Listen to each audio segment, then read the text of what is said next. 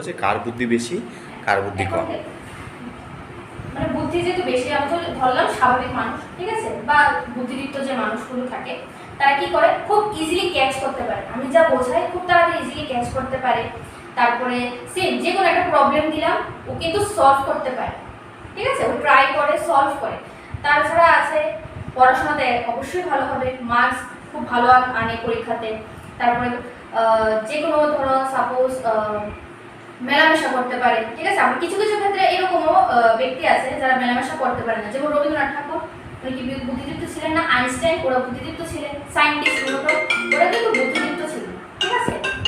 তাহলে ওরা কি করে যে একা থাকতে ভালো পায়, কিন্তু ওদের মধ্যে কি কল্পনা শক্তি, চিন্তন শক্তি অনেক বেশি, ঠিক আছে। তাহলে যারা বুদ্ধিদীপ্ত থাকবে তারা কি থাকবে, পড়াশোনা বা কোনো ক্রিয়েটিভিটি থাকবে তাদের মধ্যে, আমরা দেখলেই বুঝতে পারি ছোট একটা জিনিস থেকে অনেক অনেক বড় কিছু বানিয়ে নিতে